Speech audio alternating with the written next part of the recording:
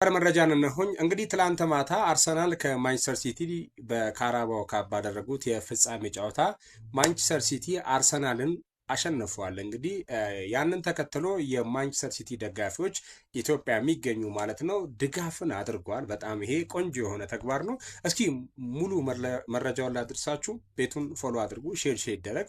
200 ሺህ ብር ነው እንግዲህ ሰማያዊዎቹ በሰባዊነት ደምቋል። እንግዲህ ደስታቸውን አስመልክቶ ክለባቸው ማሸነፉን አስመልክቶ የሲቲ ደጋፊዎች በኢትዮጵያ ታሪክ ሰርቷል። እንግዲህ በእግር ኳስ ሜዳ ድላቸውን እያከበሩ የሚገኙት የማንቸስተር ሲቲ ደጋፊዎች በኢትዮጵያ በጎ አድራጎት ላይም አዲስ ታሪክን አስመዝግቧል ማለት ነው።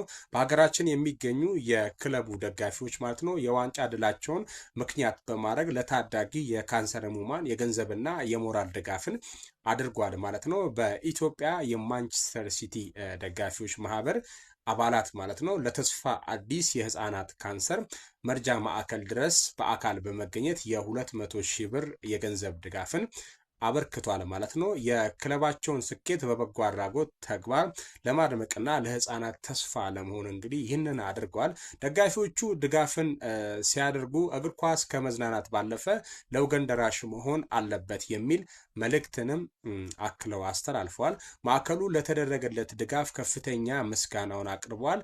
ይህ መረጃ የተሰጠው እንግዲህ ከቪያ ተስፋ ፓርንስ ቻይልድሁድ ካንሰር ኦርጋናይዜሽን ነው።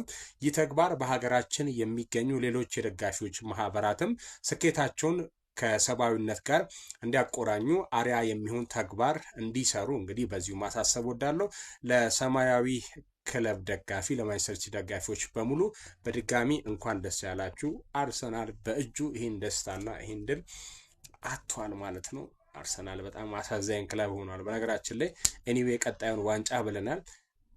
አንድ ነገር ልጠይቃችሁ በትህትናና በክብር ይቅርታ ያደረግልኝ። የቲክቶክ ስሜንና ፌስቡክ ላይም በደንብ መረጃ ሰጣለሁና እግዚአብሔር ይመስገን። አንዱ ቪዲዮ እንደውም ሁለት ፖስት ያደረኩት ቪዲዮ ቫይራል የወጣ መስለኝ 1500 እና 1100 ላይክ አግኝቶልኛል እና ከጀመርኩ ፌስቡክ ላይ ማለት ቲክቶክ ላይ ጥሩ ነው 500 600 ሺህ የታዩ ቪዲዮዎች አሉ። ስም መቀየር አስቤ ነው ባጭሩ። ምን ልበለው ከዚህ ኮንተንት ጋር የሚሄድ እስኪ ቆንጆ ስም ኮሜንት ሴክሽን ላይ ብትሰጡኝ እና በስተመጨረሻ የማንቸስተር ሲቲ ደጋፊዎች እንኳን ደስ ያላችሁ። አርሰናሎች በርቱ፣ ቀጣይ ጨዋታ እናሸንፋለን ማለት ነው። ቆርቆሮን አንልም።